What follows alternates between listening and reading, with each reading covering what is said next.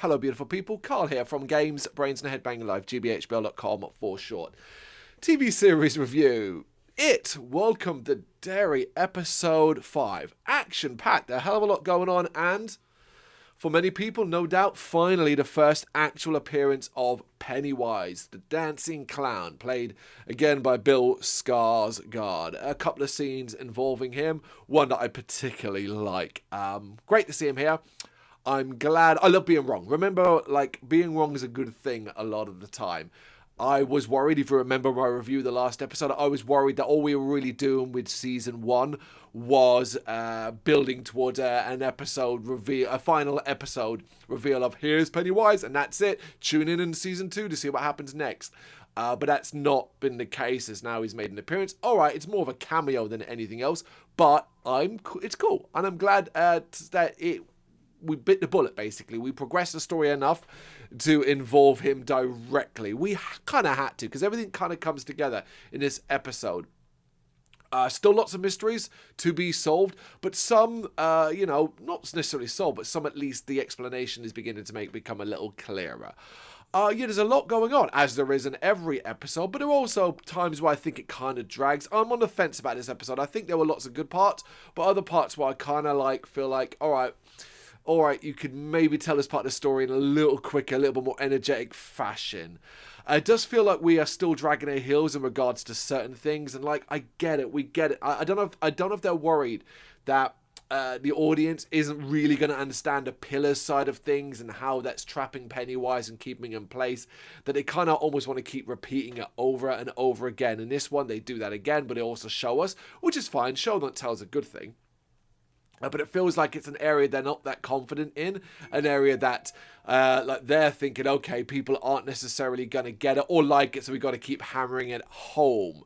But also mixing that in with the horror side of things. That's fine. I'm not to suggest that I think they're treating the audience with a bit. No, I think they know it's complex and it's difficult to be that engaging when it's this fantastical. Remember, all throughout the show, I've wondered and questioned whether those who just want Pennywise-related horror are gonna really enjoy or be able to connect to the stuff that's more fantasy-based, the Stephen King universe stuff. I think they've stepped away from doing too much of that. Now, they might bring it back before the end of the season, but they've definitely kind of gone, right, we've done all of this, now let's just focus on this specific story, and how the whole army side of things works in regards to Pennywise. That's fine. We've only got 3 episodes left after this, depending upon what they're going to do. From what I understand, doing a little bit of reading post previous episode, that the idea is that this should be wrapped up and you get end of season 1, and then any future seasons will be sort of linked together, but not necessarily like a season 2 of this one. Whether or not that's true or that's exactly correct, I'm not sure. But there's a lot going on in this episode, and it all revolves around 29 Neibolt Street, which is the well house, of course, which is great. It's where we want to go. We want to get our asses down to those sewers for a little bit, see what's going on. We kind of start with Halloween. That went well, as you can tell by how messed up. What's his name? I always forget the guy's name. The one playing the Native American. What is not the actor? Sorry, the character. It is Taniel. Taniel, like Nathaniel, but just Taniel. He doesn't look well. But we get that one of those scenes again where Shaw's like, all right, Leroy, it's time, Major. It's time to fill you in. I'm like, what, we haven't already? How much more filling in do we have to do? And it's always said with that kind of cliffhanger, cut to something else kind of way, which I guess it's cinematic to some degree, but it's something they do quite a lot in this show. And nice to see that eye wound on Marge, looking suitably gross. If you're not a fan of eye stuff, look away here. But I also really like that, considering how much trouble Lily was going to be in, and it kind of felt like the end for the character, they found a way around it by basically having Marge tell everyone that Lily wasn't to blame, Lily was trying to help her, and coming up with a damn good excuse to kind of explain it away. It's good enough for me. I think it would be good enough for most adults considering the situation. But it's nice as well, because we get a sweet scene between the pair. I think they're both great actors. I really, really like them. But then we lead into what is the big reveal of this episode. No, sorry, second big reveal, because really Pennywise is. But an early big reveal, which is Matty. Matty is back. Yeah. Immediately I'm like, come on, man. All right, this is a new shade to Pennywise. Because, I mean, were you convinced that this was Matty back? Particularly, you know what, we'll come to this in a minute, because Matty's going to say something in a bit, in an explanation that'll make everyone who knows these films and this character and this villain and this world, that this makes it impossible. But obviously, having discovered the truth about it, Leroy is less than pleased to be in Derry. So basically, Matty was in the sewers, and he fills the kids in with details, gets a bit graphic, suggesting it, details about it, and though this description about what happened to the other kids in the theatre, I was immediately like, all right, he's creating more fear here. It's good acting, and Matty, the actor playing Matty, does great. But he suggests he got away by simply biding his time. It sleeps during the day and comes out at night. Okay, all right. It's like, yeah, all right, roll your eyes. I know, it's obviously, we all know. But it's also interesting, because I was like, but this is not what Pennywise really does. He doesn't do... He takes the different forms and he'll use them. But rarely does he go this deep with it. And certainly not during the day. I mean, well, the whole point, right? Sleep during the day. And this is during the day. So it is lying, of course. And that's not a surprise. But it's just... It's quite convincing. But, of course, it's like, well, one of the kids is still alive, Phil. And Matty's like, we should go down there and get him, but no police because, I don't want to... The excuse for not wanting the police involved is convincing. I do like that a lot, particularly as it ties into, like, the whole reason Matty ran away in the first place. We then cut back for a brief bit of exposition with the Native Americans talking about the end of the cycle, which ends with one bloody event. That's the sort of signifier that ends one cycle, and then they'll get 23 years or whatever, 26 or however many years it is, 27?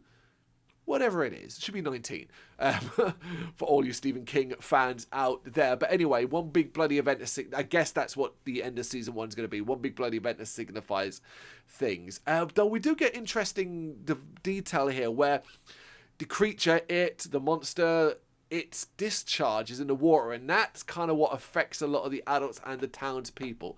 And obviously the situation with Hank being accused of murder, and at this point in time in the show being taken as Shawshank, compounding the aggression and tension in the town. It's great. It all makes sense. It's the kind of detail that I really enjoy, kind of getting this bigger picture again. I really enjoy that. But also it makes me think, okay, not only is this an excuse, or is this, not only is this a way for things to feel more real, even though it's a lot of influence from Pennywise, it also, think about how it's a distraction it is for it. All this going on, no one's paying attention to what the kids are doing.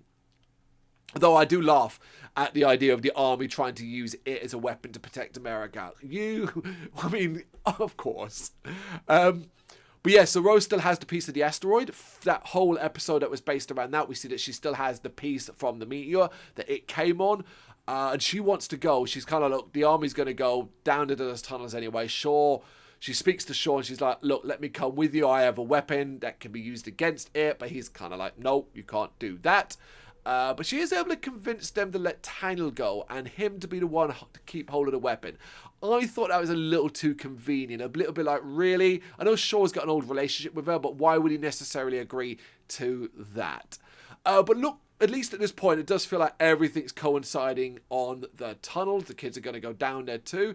We see that Will is sneaking away to join them, you know. Again, parents distracted though. Charlotte's got her own shit going on. Leroy's got his own shit going on. They're not paying attention to Will, who really, really doesn't have to work hard to sneak away. But what a coincidence. Meanwhile, at the same time, Hank's Buster Shawshank has crashed and somehow he escaped. It really does, I think, at this point, feel like everything's coming together nicely. If I didn't know better, I'd think this was like a penultimate episode. So I am quite pleased that it's episode 5. We have 3 more. And this is the kind of energy they're showing here. I'm also glad that now Marge is properly involved. You know, she's kind of seen the error of her ways. I mean, considering what happened to her, can you blame her? Because I really like her character. I think the actor's great as well. And then we're kind of reminded that these are kids. Because Lily's plan is bad. You know, it's simply like, let's go down the sewers, rescue Phil. We're going to do it because we have to. And we'll take Mummy's little helpers, Valium. It's from all of our perspectives, like, this is a terrible idea because they're convinced that these things will help them not feel afraid. And I love that idea, but like, God almighty. But I also love how Matty, who we all know and I know is not Matty, he has to be convincing, so he acts like he really doesn't want to go back down there. And it kind of takes Lily to threaten him. I'll turn you into the police and you'll have to go back to your abusive father. Like, oh my God, Lily, that's horrible. Except it plays right into Pennywise's hand. And I am excited. And would you rather will the whole gang is here. But what I also really like, and I talked about this in an earlier episode review too, is that I want more adult involvement. And the idea of having the adults going down into the sewers as well. So we've got the army dudes going down there as well. I really like, because it's different. You know, we're so used to the kids and the sewers and all of that stuff, or the Losers Club from the films. Here's something a bit different. Here's dudes with guns. How are they going to handle it? Well, they handle it terribly, because first they bring Dick, which that was a choice, right? I'm surprised, considering he understands his powers, I'm surprised he even agreed to go, because, hey, it starts messing with him. Although, it is an incredible way they do it, which is having him sort of fall underwater, come out in a bathtub in a part of his own past involving his grandmother and grandfather. It's very clever, and then disappearing from the tunnels completely. This leaves two dudes alone to be tormented by Pennywise, and you know, I've been critical of the effects or certain things I don't particularly like, and here's another one I'm going to be critical of. The Uncle Sam monster is a choice. Now, thankfully, it is brief, but I'm like, wait, what are they afraid of? America? I don't get that. Like, I really don't get that. Are they afraid of their duty? Are they afraid of their... What is it supposed to signify? It just looks a bit silly. It's a bit silly. I know it has silly moments. I mean, God almighty, think back to the TV movie with... the mummy and saying all the birds out loud. Can anybody explain that still? I know the book and all of that stuff. I'm just talking from a visual perspective. But yeah, it's not something I particularly like, but thankfully it is brief. So yeah, the kids end up taking 3 Valium each, and I did laugh at that. Super chill, man. They are going to be having a good time in those sewers. And at the same time, Daniel uses this opportunity where issues are ongoing to escape, but then ends up losing the goddamn meter piece along the way. Well done, Daniel. Cheers for that. But then I think that's the stuff that's kind of like, it's just there. It's just there to move the plot along. But then we get the stuff that really matters. And Dick and his grandmother basically communicated with The Shining. And this is interesting because this is all about him and his past. And the way they communicated obviously made his grandfather angry. And then we do all this stuff around the box. Now, it is more content that needs to be explained and wrapped up eventually. But at this point, it's super intriguing, and I love that we're getting a little bit more detail about The Shining and Dick's powers. A box that was buried deep in his mind. There's something in it, something he's buried, something that I think is akin to madness.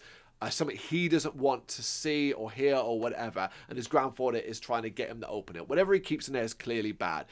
Obviously, that box will be open, but we won't get an explanation, so to speak, in this episode. Well, not really. I think that's definitely for the future. But it's exciting because I love the character, I love the actor, and it's the part of the wider Kingverse that I really, really am enjoying seeing. Yeah, the kids, unsurprisingly, they're tripping now. It is kind of funny. This shit is adorable, right? This stuff is adorable, man. Right? Come on. I love these kid actors. No, I'm about to say, are they better than the Losers Club from 2017? No, there's some great actors there, and I love that lot. So no, maybe not. Yeah, back with Leroy, though. The Charlotte scare is actually pretty solid, though. I really like this, and I appreciate that even Leroy can be fooled to some extent, but he still handles us impressively. I was worried we were going to do the same thing where they're like, oh, what's real, what's not? But no, we kind of clocks it early on, thanks to his partner as well. Paulie really helps matters here, but it's a good scare. The way darkness is used to sort of switch up the effects, I think it's cool. And that leads to the big reveal. The big Matty reveal with the dead kids as well. Great visuals there. Love that they use practical effects here. It's great. And even though the whole Matty thing was obvious, I still dig it because here's Pennywise. It's an image that I think was used as a promo shot of him sort of where you sort of crouched there, but it's still cool to see him. I was a bit worried at first. I was like, oh, is he effects? But I think it's just the visual and the lighting they've gone for. Yeah, it's brilliant. It's scary. It's a delight to see him. It feels big. It feels like a big deal, but it also feels like, okay, there's so much more to come here. And we kind of lead to that as you realise, oh my god, the kids are going to run into Leroy and Paulie, and obviously the whole don't believe what you see, shoot whatever shouldn't be, that kids in the sewers, that's troublesome, and Leroy almost does shoot his own son, but thank goodness Paulie gets in the way, because he realises it's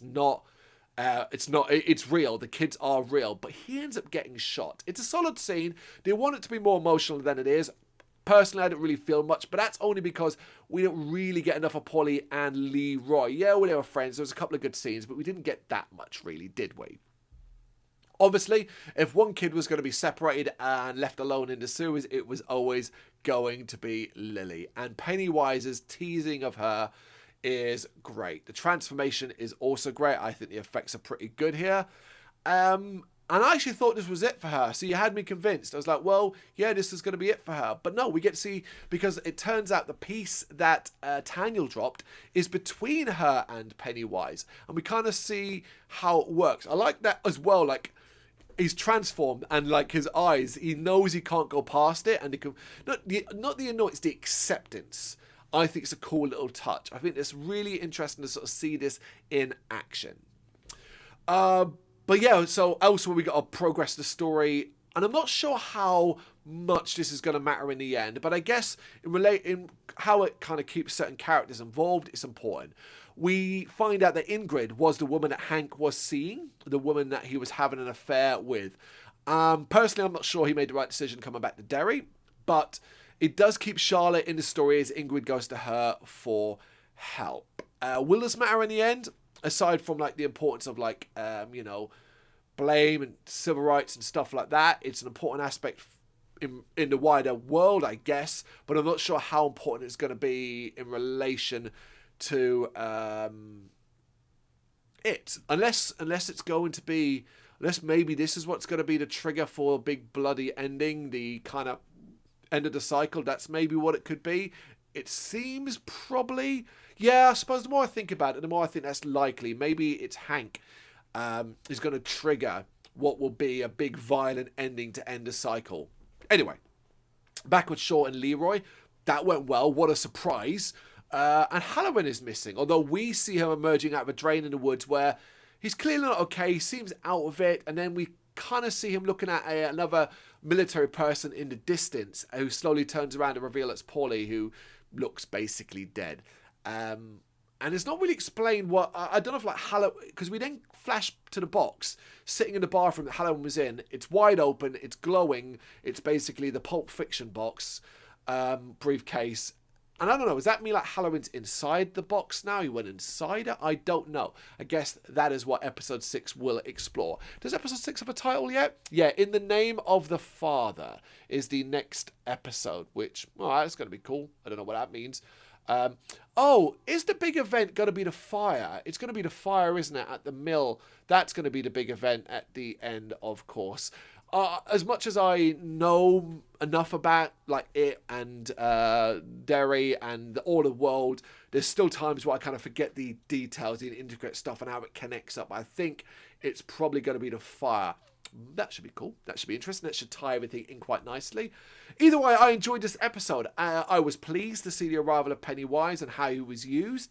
I think it was fun. I think other than the Uncle Sam visual, their scares were decent. I think the Charlotte one was great. I think the Matty one was great. I presume this might be the last time we see that actor as well, considering like it's quite clear he's dead now to the kids. So Pennywise, not that Pennywise can use him again. If so, incredible job. In fact, incredible job by pretty much everyone here. We have 2 sets of brilliant actors, adults and kids, and everybody's really compelling to watch. I'm still digging this show. I still, though, say this. I'm not entirely sure that it's going to live that long in the memory once it's all over and done with. I'm enjoying watching it, but is it that memorable? I am a little bit, Like the detail and the intricate stuff, will it really matter in the end? Will it really, really stick in the mind? I don't know. Time will tell, of course. But as a piece of entertainment, episode by episode, week by week, I'm into it. What do you reckon? What do you think of episode 5, 29 Neibolt Street? Let me know in the comments. Thank you very much for watching. If you've enjoyed what you've seen, please consider hitting that like and subscribe button. It does help us out. You can find us at gbhbl.com and across all social media platforms. And if you really want to give us a bit of extra support, please consider buying us a cup of coffee over on our coffee page. Thank you.